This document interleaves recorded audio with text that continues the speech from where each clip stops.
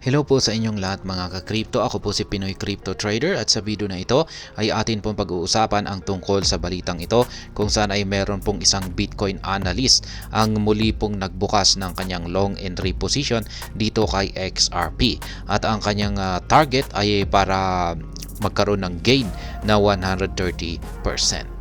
Kaya ayan, bago po tayo magpatuloy ay nais ko lamang po munang bigyang linaw ang aking disclaimer kung saan ang nilalaman po ng video na ito ay hindi po ito isang financial advice. For education and information purposes lamang po ang layunin nito.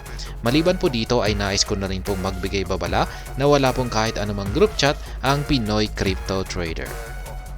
Ayan, ang sabi po rito ay Bitcoin analyst Muro disclosed executing a new XRP long position after his previous trade proved fruitful with a 37% ROI. Kaya ayan. Siya po ang Bitcoin analyst po na ito ay si Ginoong Muro. At ayan, inilabas po niya ang kanyang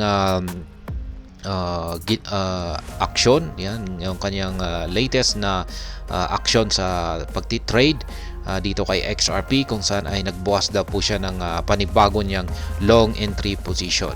Yan, ginawa po niya ito pagkatapos po ng kanyang nakalipas na trade na nagbunga ng 37% na ROI.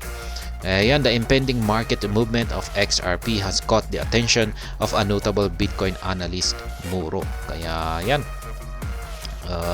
nagkaroon po ng interest itong Bitcoin analyst na si Muro dahil sa mukhang magandang ipinapakitang price action ni XRP.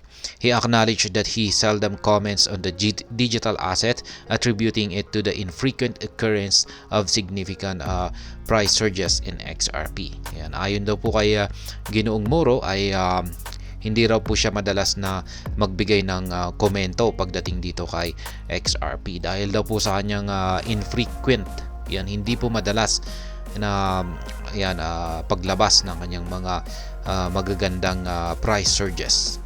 Yan, kasi dito po talaga kumikita yung mga traders kapag nagkakaroon po ng price surges. Kapag na-timingan mo po yung tamang entry bago magkaroon ng price surges ay dyan ka po talaga kikita ng malaki.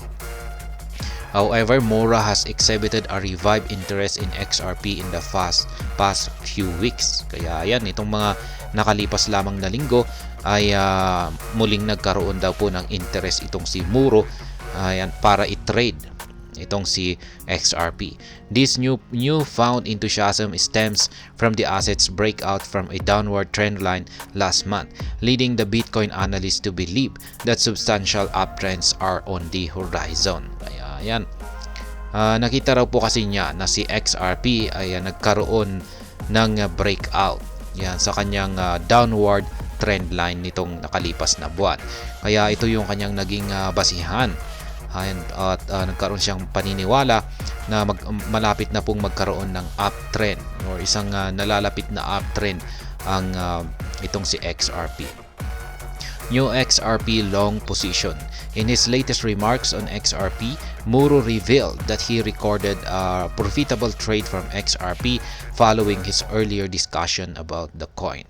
Kaya yan, ayon po kay Ginoong Muro ay nagkaroon daw po siya or kumita daw po siya ng isang trade yan dito kay XRP. Yan po ay yan pagkatapos daw po ng kanyang inilabas na pahayag tungkol dito kay XRP. Kaya yan, emphasizing the emergence of another comparable short-term bullish pattern in XRP's chart, he hinted at potential opportunities for favorable outcomes. Ayan, nagbigay po siya ng mga hints na may potential na opportunity itong si XRP. Ayan, base sa kanyang analysis. And specifically, the Bitcoin analyst disclosed that he initiated a fresh long contract for XRP. Kaya yan, sa katunayan daw ay nagbukas na siya ng kanyang long entry position dito kay XRP dahil sa kanyang mga nakita na mga bullish signal pattern. Meron po siyang nakita na short term na bullish pattern. The last time I had mentioned it, I nailed the long trade. Now it looks like it can pump here. I just long, Muro proclaimed on X. Kaya yan po yung sinabi niya. Nung huli siyang nagkaroon ulit ng prediction ay nagbukas po siya ng long trade at yan na nga, nagresulta po ito sa isang kita sa kanya. Yan, naging isa pong profitable trade. At ngayon ay yan, nakikita po ulit niya, meron po ulit siyang nakita na bullish signal, kaya yan, nagbukas po ulit siya. Ayan, I just long, sabi po niya rito. This time with an entry point of approximately 0.621. He aims to secure a profit from XRP at around 0.654 price threshold as depicted in the chart accompanying his tweet. Kaya yan, ito po yung kanyang entry price, nasa 0.621. At yung kanyang target profit ay dito po sa 0.654 na price. Yan po yung kanyang price target. At yan, nandito po yung kanyang chart. Ayan, perpetual contract po ito, XRP USDT, datos po ito mula kay Bybit. Kaya yan, nakikita po natin, yan po, nandito yung kanyang price target. Ayan, 0.6545. Yan po yan. Yan po yung kanyang target sa ilalim, yung parang previous support po ito. Ayan, na ngayon ay isa na pong nagsisilbing resistance. Ayan, dito po yung kanyang entry. Ayan, nasa 0.6215. Ayan, pero saan kaya niya linagay yung kanyang stop loss? Yun po yung gusto kong malaman, kasi bilang trader ay yung pinakamahirap po talagang ilagay rito ay yung stop loss. Mas madali pong ilagay yung target price, pero yung stop loss ay yan po yung talagang napakahirap na i-determine. Although Muro's analysis indicated an impending 5% price upswing, he refrained from specifying a timeline for the occurrence of the rally. Ayan. Hindi raw po siya nagbigay ng timeline kung kailan magkakaroon ng rally or kung kailan mag-uumpisang umangat ang market price ni XRP. In an update prior to securing a profitable XRP position, the analyst noted that he entered the XRP long contract implementing a tight stop loss order position just below XRP's recent low values. Kaya ayan, dito po meron daw po siyang tight loss. Ayan, tight stop loss. Yan, ibig sabihin niya ay nilinagay po niya yung kanyang stop loss sa ilalim lamang ng yan, most recent na most recent low values. Ibig pong sabihin ay kung saan po siya nagkaroon ng rejection sa support line. Ibig pong sabihin nandito po yan, nasa malapit lamang po siguro yan dito sa 0.60. Yan, or baka mas mababa pa, or baka below 0.60. Kaya Muro provided an update on the position after achieving a 37% profit as XRP surpassed 0.6270 from his entry point of 0.6184. It is worth noting that he entered the XRP long contract with a 25 times leverage. This accounts for why his return percentage was heightened on the meager 1.39% price change in XRP. Kaya yan, kung pagtitignan po natin ay talagang maliit lamang po talaga yung kanyang ito po yung kanyang unang long entry position, kung saan ay kumita po siya ng 37% na profit.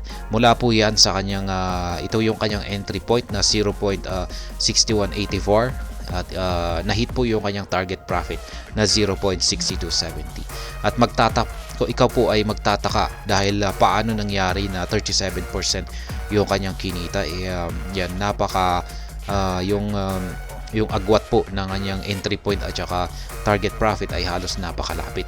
Ang ginawa po niya kasi ay gumamit po kasi siya ng 25 times na leverage. Kaya yan po yung advantage ng yung nagtitrade ka sa future tradings or derivatives. Ayan, pwede ka pang gumamit ng leverage. Ayan, gumamit po siya niyan. Kaya yan, na-multiply po yung 1.39% at naging 37% yung kanyang kinita. Ayan. Yan. Assuming Muro has entered the new long position with a similar 25x leverage, he could net another 130% gain when XRP hits his 0.654 price target. Kaya ayan, yung kanyang bagong entry position ay kung sakaling gumamit po ulit siya ng 25 times na leverage, ang kanyang magiging percentage gain ay nasa 130%. Kaya yan, kung sakaling na-hit po yung kanyang price target na 0.654. XRP testing investors' patience. Previously, Moro expressed frustration that XRP was testing investors' patience with several sideways movements, culminating in a more significant uptick than when he secured the 37% gain. Kaya yan, ayon po kay Ginoong Muro, ay sinusubukan po ni XRP yung pasensya ng mga investors sa pamamagitan ng pagsa-sideways na paggalaw nito. At totoo po yan, marami na po talagang frustrated or disappointed na mga investor natin ngayon. At yung mga iba nga ay nagsasabi na talagang scam na itong si XRP. Yan, or manipulated, or yan kung ano-ano pa. Marami na pong kumakalat na FUDs tungkol dito kay XRP. Pero ayon po kay Ginoong Muro ay pagsubok lamang daw po ang ginagawa ni XRP. Sinusubukan niya lamang po talaga ang pasensya ng lahat ng mga investors.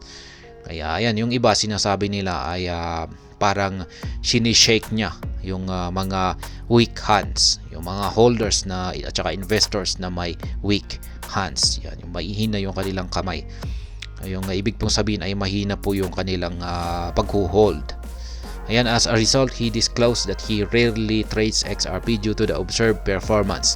However, he noted that XRP technical analysis suggests the current situation is a now or never moment. This has prompted him to keep his sight on the digital asset. At press time, XRP trades at 0.6171 with a slight 1.3% gain in the past 24 hours. Ayan. Isa pong Bitcoin analyst ang nagka-interest dito kay XRP. At ayan, tinitrade na po niya at ayan, kumikita po siya. Yan, inaglabas ito po yung kanyang panibagong price prediction or analysis dito kay XRP, kung saan ay nagbukas na po siya ng long, kung saan sa tingin niya ay ayan, sa mga susunod na araw ay aakyat po si XRP. Kaya ayan, hanggang dito na lamang po tayo sa video na ito. Sana po ay inyong nagustuhan ang aking paliwanag dito. Kung inyo po itong nagustuhan ay pakiclick lamang po ang like button nito. Para naman po sa mga bago lamang dito, kayo po ay aking inaanyayahan para mag-subscribe. Pakiclick na rin po ang bell icon nito dahil ito po ang siyang magsisilbing notification nito sa mga bago kong videos na akin pong ina-upload sa aking YouTube channel na ito. Marami pong salamat sa panonood. Ingat po tayo lagi at God bless po sa ating lahat.